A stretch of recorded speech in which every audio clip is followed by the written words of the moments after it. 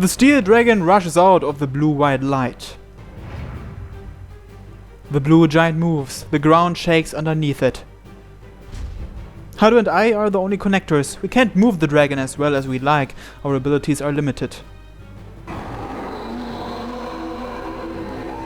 The dragon charges forward, targeting the barbarian's lance. Nomad's left arm spins like the main gun on a tank. We try to close the distance before it can warm up. Once an avatar stampedes, the connectors are just circuits. After they become mere components, they no longer feel pain and are released from the burdens that used to torment them. But that doesn't change the fact that avatars and connectors are invisible.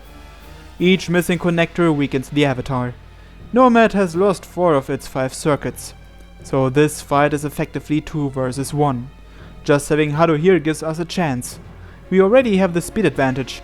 We evade the lance and get right up close, just like an infighter neutralizing an outboxer's advantage. The dragon roars, steel fangs pierce Nomad's shoulder. The giant winces, the dragon's fangs break through its armor and dig deep inside it. But we can't deny the fact that having only 2 connectors makes us weak. Plus, Nomad is far more powerful because it's devoured more avatars. It tears us off with raw strength. Nomad leaps backwards, getting some distance. Nomad's left arm flashes and Babylon jumps. The nighttime forest lost its color under the moonlight. A steel line flashes across the monochrome field, the tip of the lance. So fast! Dodge it! We can't! I swing my arm. I concentrate a gravity field on Babylon's right arm. It deflects the monster lance's tip by a hair's breadth. Any ordinary avatar would have lost their whole arm and then some. And we won't be able to do that again. Gravity control. I concentrate entirely on making Babylon function efficiently, but it's too slow. We can barely move properly with 2 people. At best, Babylon's operating at 20%. Branches crack, trees are knocked over, 2 monsters run side by side in the nighttime forest. I wait for the right moment, the moment we both leap out of the forest. There are no obstacles between Nomad and Babylon. A straight line of death tying the giant to the dragon, we move along that line. Nomad shoots forth its giant lance. This is what I've been waiting for. Babylon exposes itself, neither hiding nor fleeing. I jam Babylon's claws into the tip of the cone.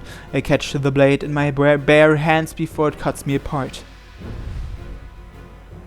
The tip of the lance stays still, so centrifugal force pulls Nomad off the ground and spins him around. Gravity control and that initial acceleration helped. Nomad's body is over 3 meters tall, but it's floating completely off the ground. To finish it off, Babylon's fire. Load. A gravity well rumbles inside Babylon's mouth. There is no way for Nomad to evade it in this situation. The trigger of bloodlust, the moment my mind starts to pull it.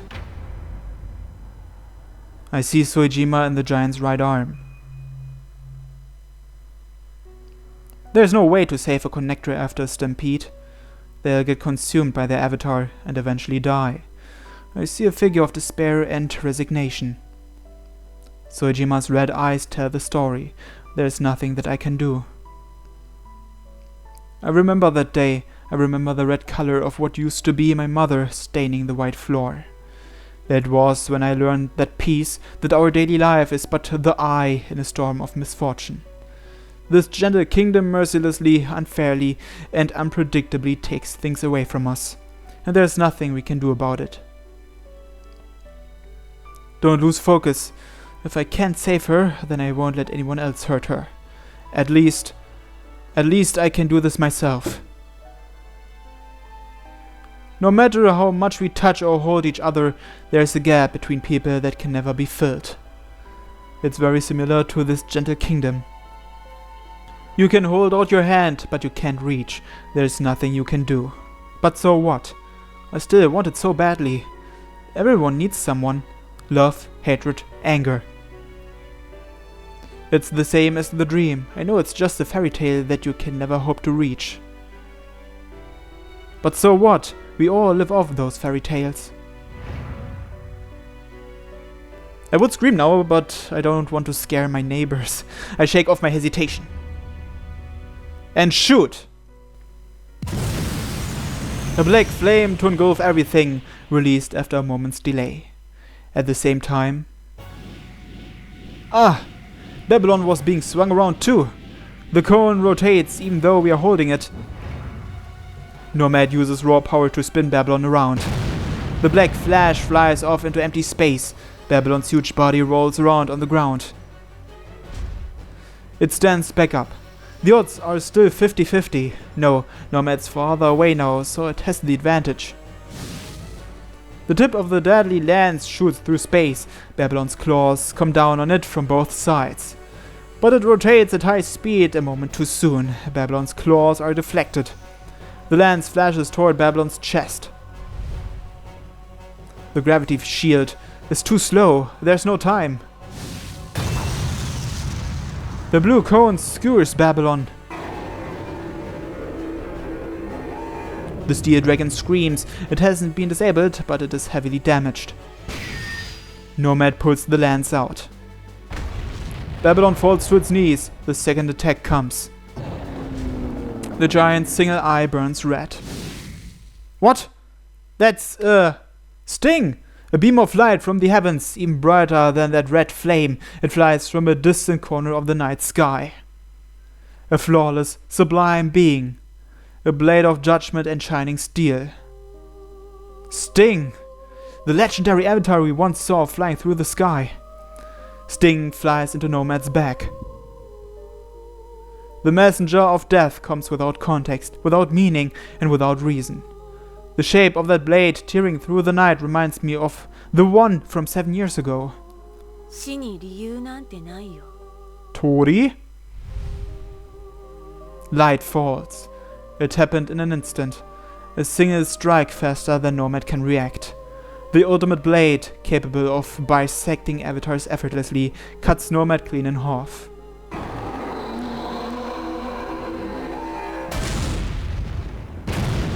Nomad falls to the ground. The light fell and cut through where the giant should have been. Its trajectory was flawless. But it's in the black dragon's back. Oh no. Babylon's left arm is cut off at the shoulder and falls to the ground. Well, as long as it's just the arm? Why did I protect Nomad? Because I wanted to protect Soejima. Even I don't understand, but my past caught up to me here.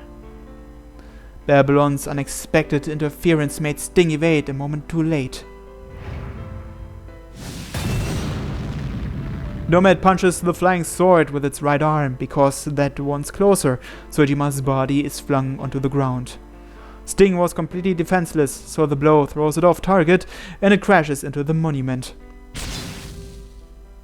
The winged marble angel, half of it, is cut clean off and falls to the ground. It's been less than a second since Babylon moved. Sting rises back into the night sky like a shooting star. Nomad's attack didn't even scratch it. Sting draws a long arc in the sky and comes back down. It's after Nomad. It intends to bring meaningless death upon the blue giant and Soejima.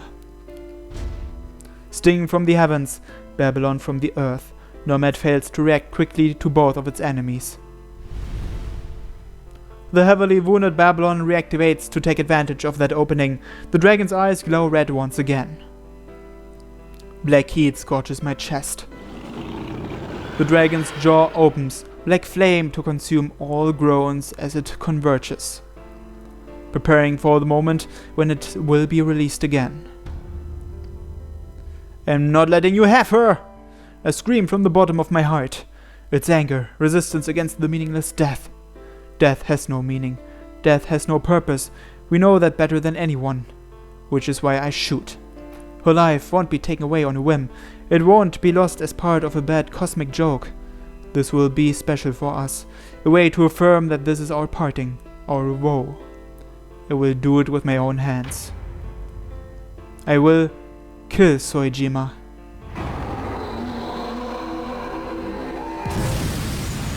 The pitch-black fireball shoots through Nomad faster than Sting. It wasn't a clean hit, either I hesitated at the end or Nomad made use the last of its strength. The gravity vortex only tears through the left half of the giant's body, but that's enough. The barbarian falls to the ground. I approach Nomad now that it can't move. The giant writhes, its fangs grating. It has no weapons and no means of escape.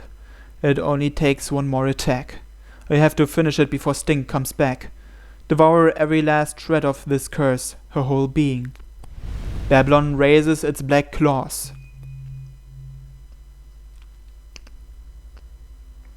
And yet, even though I know this is meaningless, that I can't win, that I'll be defeated, but so what? I can't help but wish for it. Babylon stands with its back turned to the giant, crying in agony, as if blocking Sting's trajectory. A steel blade floats in front of the moon. It looks down coldly like a deus ex machina at the end of the play. Blocking it with Babylon won't make a difference. That thing is different. It's different from any other avatar. Human logic doesn't apply to it. Ohado-san, sorry if this doesn't work out. But so what? I can't help but wish for it. That's why I wanted to make this one final gamble.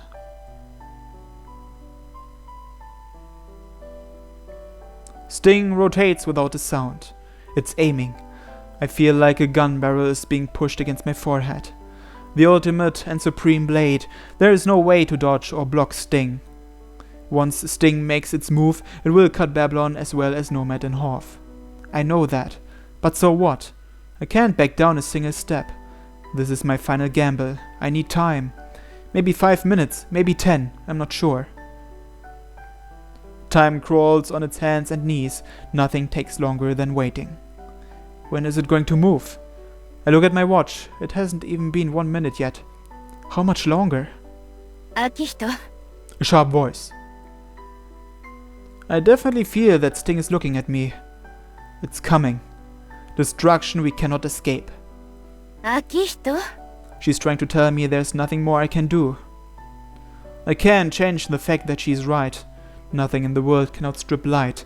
People can't fly in the sky. In this gentle kingdom, what happens happens, and nothing else.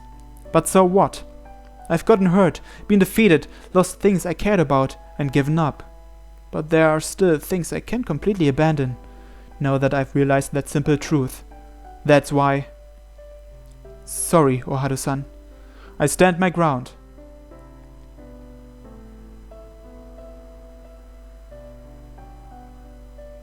Blue light flows out. The time I've been waiting for is finally here. I feel like it's been hours, but it was probably only a few minutes. What? Who's coming now? The blue gate light. Nomad is still an avatar, even after stampeding, just as Nanase and others once told us. The connection times out when there is no magic left. Oh, so that's Nomad's gate light?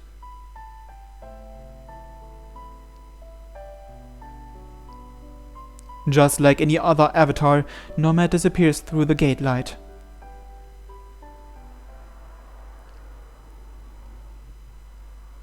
Well, good. Hisoka is safe for now. The footbridge in front of the station. I stand on the stairs and look down on the city. On the surface, indecent neon lights mix with the stars. When I stand here, I feel that ghostly light much more than usual. I'm only about 5 meters closer to the stars here, floating above daily life, but not flying.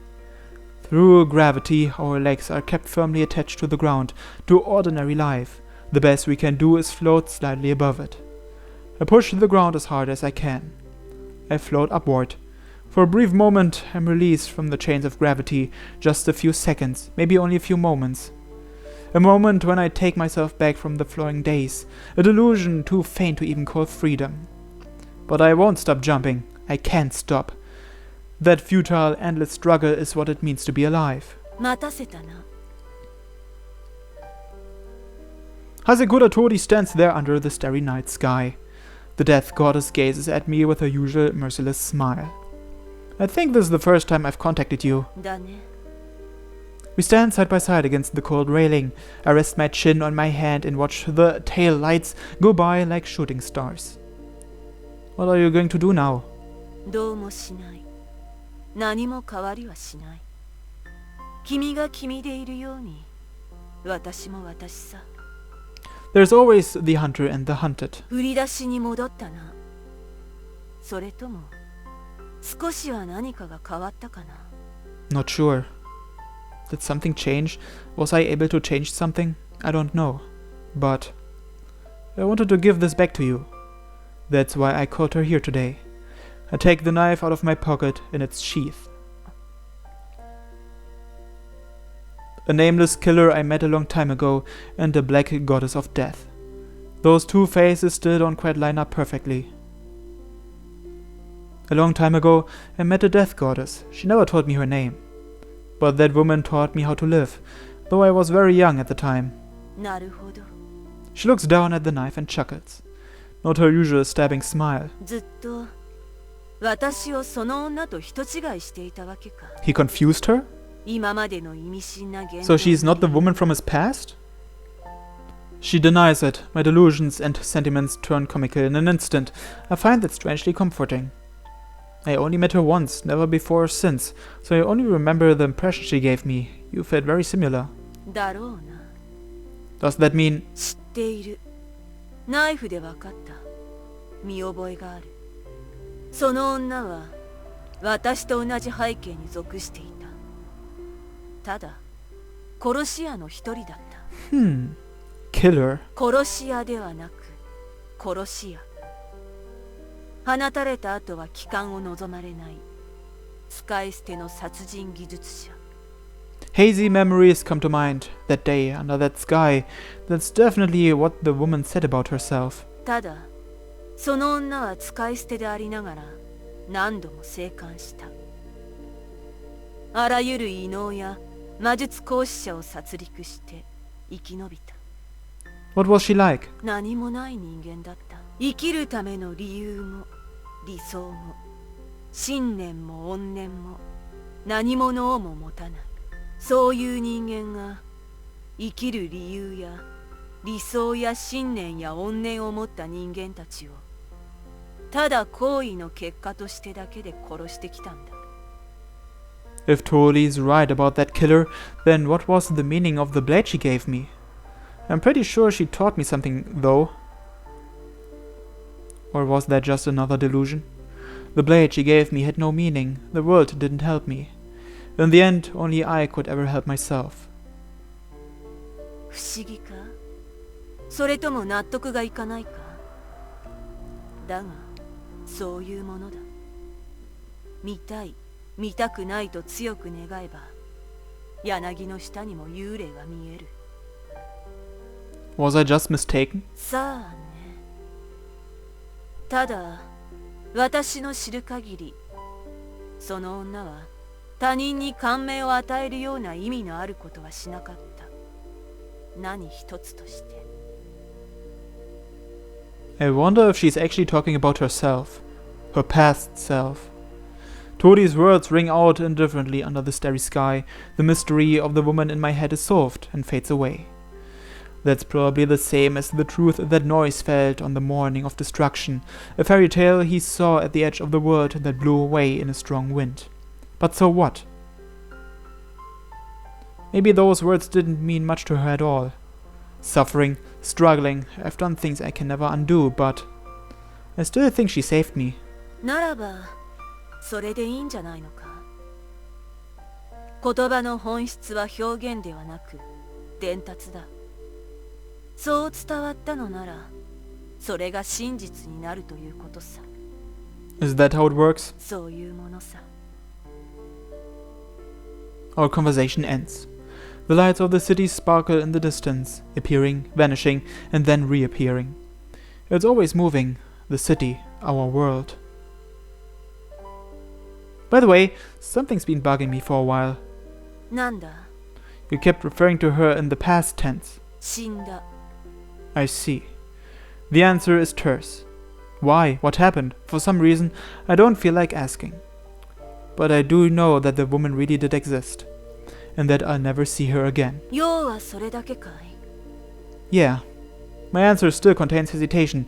Something's prickling in my chest. ではまたいずれ Her footsteps grow distant and get absorbed by the sounds of the city. Admiration, bitter thoughts, an urge to cry, I shut it all away in the bottom of my memories.